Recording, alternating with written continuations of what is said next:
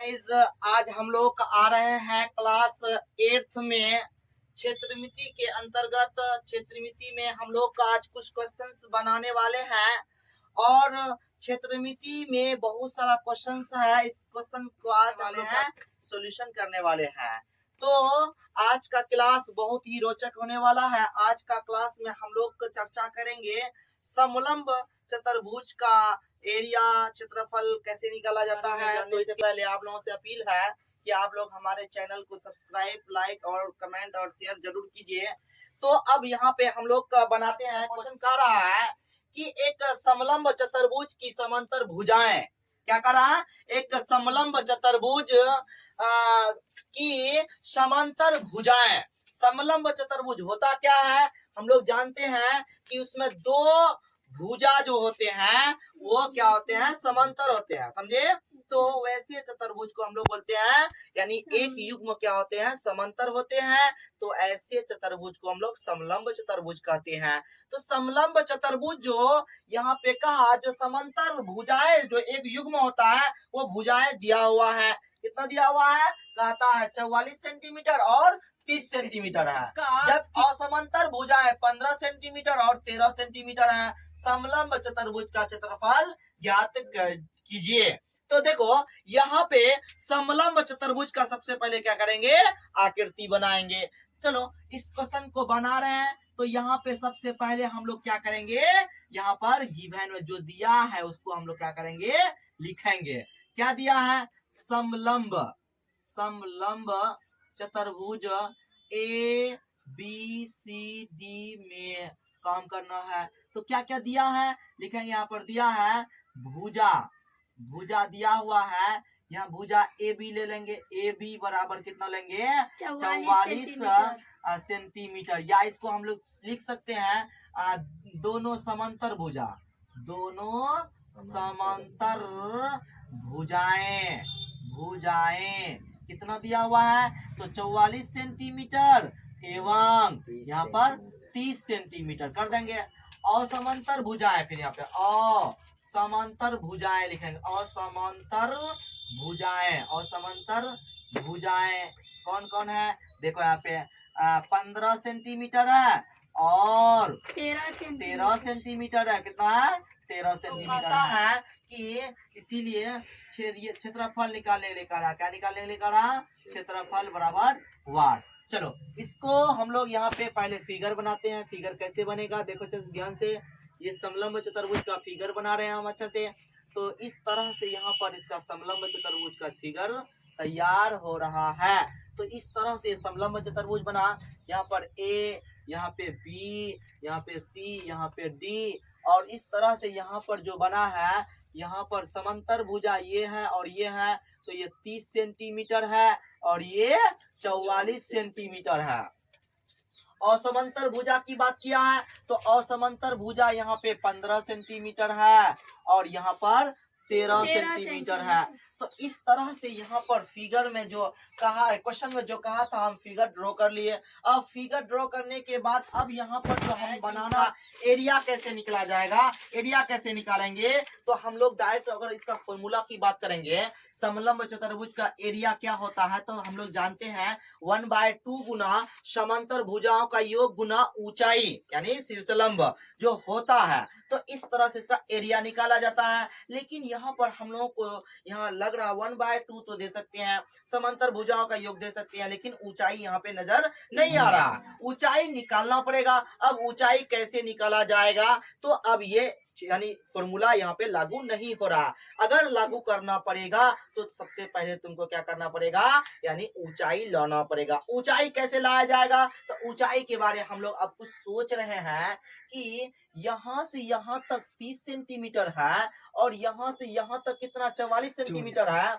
अगर 44 दिया जाए, 44 में 30 अगर घटा दिया जाए तो ये इसके बराबर आ जाएगा। समांतर बोला है ना, जिसके समांतर बोला है तो इतना घटा दिया जाएगा। तो यहाँ से यहाँ तक जो बचेगा वो जो इसमें घटा उतना ही बचेगा, इसका जो शेष बचेगा वो यहाँ बचा हुआ रहेगा। तो हम लोग क्या कर रहे हैं कि इसके समांतर ये 15 सेंटीमीटर है ना, इसके समांतर यहाँ खींच रहे हैं, समझे। इस तरह से हम लोग यहाँ पर खींच रहे हैं, खींच लिए। और ये 15 सेंटीमीटर, ये भी कितना होगा, 15 सेंटीमीटर हो जाएगा। हम लोग यहाँ पर थोड़ा सा क्या कर रहे हैं, माइंड लगा रहे हैं, थोड़ा सा सोच रहे हैं, क्या कर रहे हैं, सोच रहे हैं कि किसी तरह से अब यहाँ पर ऊंचाई लाना हुआ। अब ये तो 15 सेंटीमीटर है, तो इतना ही लंबाई का, इतना ही माप का यहाँ से एक भुजा यहाँ खींच देंगे। क्यों? क्योंकि यहाँ ये भुजा और ये भुजा क्या समांतर है, ये दोनों यानी दोनों भुजाओं के बीच की दूरी हमेशा क्या सेम है, और यही माप लेकर के हम यहाँ खींच देंगे। तो वही माप यहाँ खींच दिया हम, तो यहाँ से सी से ई ले लिए, इस बिंदु को क्या मान लिए, ई मान लिया। तो अब देखो डी से सी 30 सेंटीमीटर, ए से ई, अब क्या निकलना घटेगा, कितना निकलेगा वो हम लोगों को निकालना नहीं है, हमको निकालना है बीई निकालना है, ये निकालना है। तो ये निकालने के लिए हम लोग यहाँ पर कोशिश कर रहे हैं कितना आएगा। तो इसको निकालने के लिए क्या करना पड़ेगा, इस टोटल में इसको घटाना पड़ेगा, नहीं समझे, इस टोटल में, इसीलिए यहाँ पर लिखना पड़ेगा चूंकि ए बी बराबर 44 सेंटीमीटर है, कितना है 44 सेंटीमीटर, और यहाँ पर सी डी कितना है 30 सेंटीमीटर है, इसीलिए यहाँ निकालना चाहते हैं बीई, क्या निकालना चाहते हैं बीई। बीई निकालेंगे तो इतना टोटल में इतना घटा देंगे तो इतना निकलेगा, टोटल में इतना घटा देंगे तो कितना निकलेगा, इतना निकलेगा, इसीलिए बीई बराबर हो जाएगा A B minus C D हो जाएगा। तो इस तरह से यहाँ पे बीई जो आएगा वो ए बी कितना 44 माइनस यहाँ पे कितना घटाना पड़ेगा 30 घटाना पड़ेगा। तो इस तरह से यहाँ पर बीई जो आएगा, बीई कितना आएगा यहाँ पे सेंटीमीटर, यानी यहाँ से यहाँ तक कितना आया 14 सेंटीमीटर आया। इतना में यानी इतना को घटाओगे तो इस तरह से यहाँ पर क्या हो जाएगा, यानी यहाँ से यहाँ तक 30 हो जाएगा और 14 को जोड़ेंगे तो 44 हो जाएगा। तो इस तरह से यहाँ पर एक त्रिभुज नजर आ रहा, क्या आ रहा है, त्रिभुज नजर आता है। और त्रिभुज में देखो ये 15 सेंटीमीटर है, ये 13 सेंटीमीटर है, ये 14 सेंटीमीटर है, कोई भी भुजा आपस में बराबर नहीं है, इसीलिए वो कैसा त्रिभुज है, विषमबाहु त्रिभुज है, विषमबाहु त्रिभुज का। अब हम लोग क्या करना चाहते हैं, क्षेत्रफल निकालना चाहते हैं।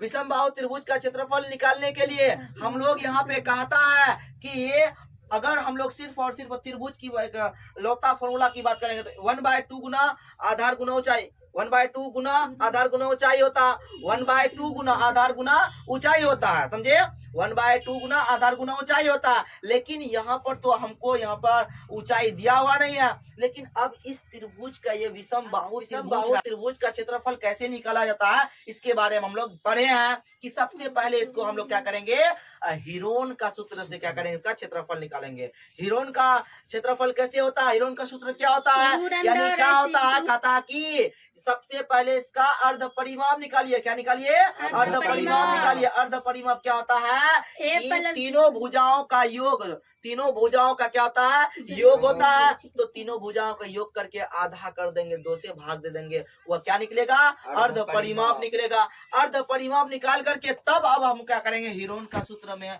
पुट करेंगे, वहां से हम लोगों का एरिया निकल जाएगा, त्रिभुज का क्षेत्रफल निकल जाएगा। तो हिरोन का सूत्र क्या होता है, root under S into S minus A into S minus B into S minus C होता है। तो इसी तरह से यहाँ पे हम लोग क्या करेंगे, इस त्रिभुज का क्षेत्रफल निकालने के लिए सोच रहे हैं, बना रहे हैं, समझे।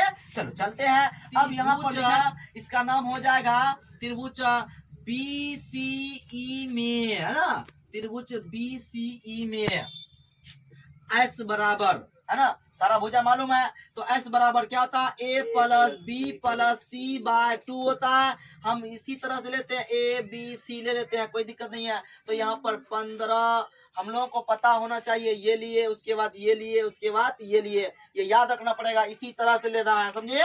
तो इस तरह से याद रखना पड़ेगा, 15 प्लस इसके बाद 14 प्लस उसके बाद 13 तो बाय 2, इस तरह से यहाँ पे जोड़ेंगे, क्या करेंगे, जोड़ेंगे। जोड़ करके कितना आ रहा है, जोड़ो यहाँ पे अच्छे से, यहाँ पे आ जाएगा 4 3 7 7 12, उसके बाद यहाँ पर 1 2 3 1 4 42/2, तो यहाँ पे कटेगा कितना आएगा, 21 सेंटीमीटर। ये अर्ध परिमाप आया, क्या आया, अर्ध परिमाप आया, यानी परिमाप का आधा क्या होता है, अर्ध परिमाप होता है, उसको हम लोग एस द्वारा सूचित किया जाता है। तो इस तरह से यहाँ पे अर्ध परिमाप आ चुका है। अब हम लोगों को क्या करना है, इस त्रिभुज का क्षेत्रफल निकालना है, इसीलिए त्रिभुज ए या त्रिभुज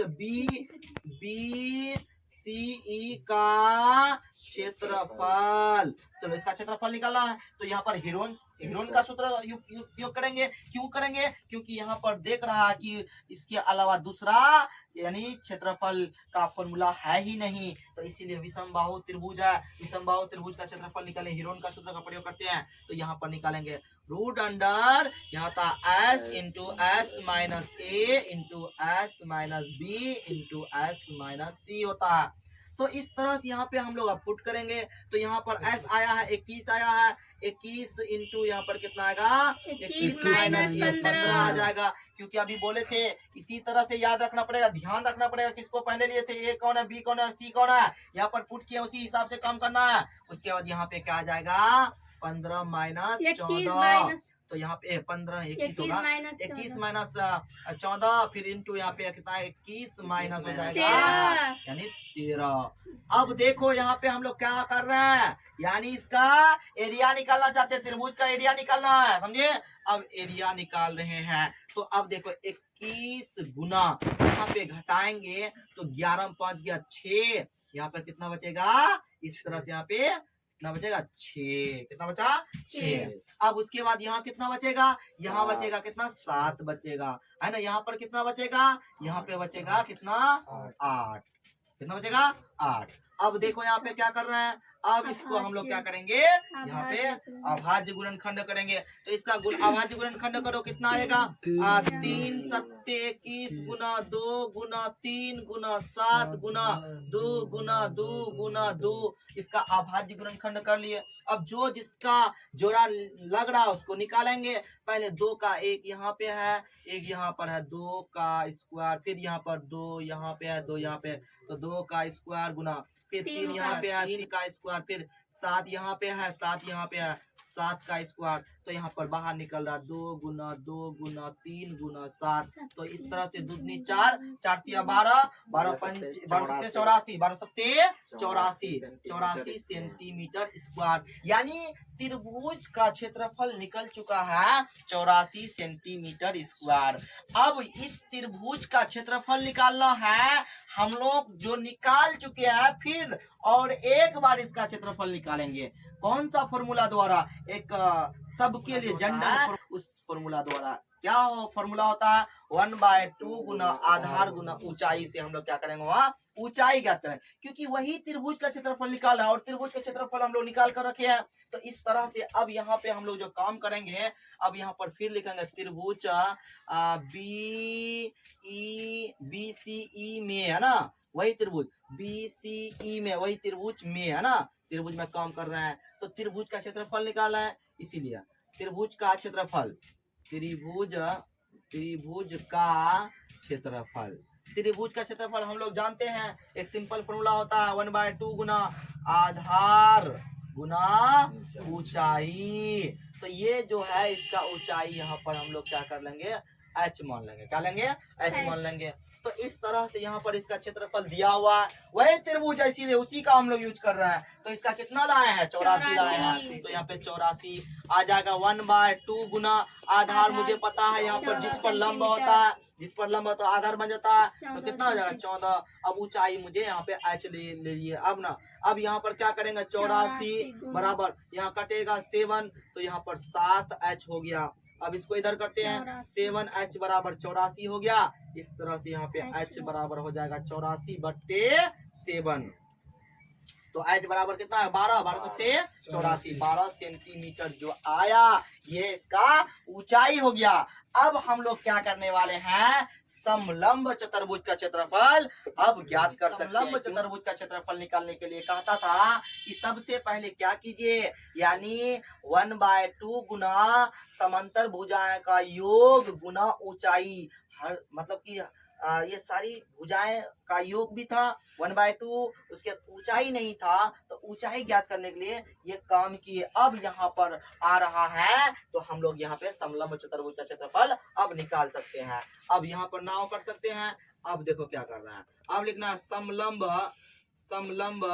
चतुर्भुज का क्षेत्र, क्या होता है समलंब चतुर्भुज का क्षेत्रफल होता है 1/2 गुना समांतर, क्या होता है समांतर भुजाओं का योग गुना ऊंचाई, है ना। अब यहाँ पर देखो 1/2 गुना समांतर भुजा का योग, यहाँ पर देखो 44 + 30 किया जाएगा। 30 + 44 गुना ऊंचाई कितना आया है, अभी आया है 12, है ना। उसी का ऊंचाई ना, ऊंचाई यानी अब 1/2 गुना इसको जोड़ेंगे, क्या करेंगे 4 4 3 7 74 गुना 12। अब यहाँ पर काटेंगे तो 6 दूना 12। अब इसको गुना करेंगे, कितना आ जाएगा यहाँ पे 6 चौक 24 का 4 हासिल 2 7 छक्के 42 43 44 कितना आएगा 444 सेंटीमीटर स्क्वायर। अतः करके कह सकते हैं समलंब चतुर्भुज क्षेत्र पर 444 सेंटीमीटर स्क्वायर होगा। हम लोग कुछ नहीं किए, सवाल को बेहतरीन तरीका से पहले पढ़िए। क्या कहता है सवाल, क्या निकालने के लिए कह रहा, क्या दिया हुआ है, क्या दिया हुआ नहीं है, क्या चाहिए, उसी हिसाब से हम लोग निकालने की कोशिश किए। बात आया यहाँ पे सर, आप यहाँ पर जो काम किए हैं कैसे किए हैं, यहाँ से देखिए ये समांतर से ये भुजा इतना लंबाई अगर यहाँ से हम ले लेंगे तो ये 30 सेंटीमीटर, ये भी 30 सेंटीमीटर हो जाएगा। तो 44 में अगर 30 घटा देंगे जितना बचेगा वो इसका हो जाएगा। इतना उसका क्या लेंथ ज्यादा था, लंबाई ज्यादा था, इसीलिए इतना इसको निकाल करके अब यहाँ त्रिभुज में काम किए। त्रिभुज में काम करके यहाँ ये काम क्यों कर रहे थे, इसलिए कर रहे क्योंकि ऊंचाई निकल जाए। क्या कर जाए, ऊंचाई निकल जाए। ऊंचाई ज्ञात करने के लिए हम लोग यहाँ पर इतना सारा प्रोसेस करके हम लोग क्या किए, इसका क्षेत्रफल निकालने की कोशिश किए। तो इस तरह से आज हम लोग यहाँ पर बात किए, इस क्वेश्चन का सॉल्यूशन इस तरह से हम लोग जानने की कोशिश किए। चलो आज ही तो मिलते हैं फिर अगला वीडियो में।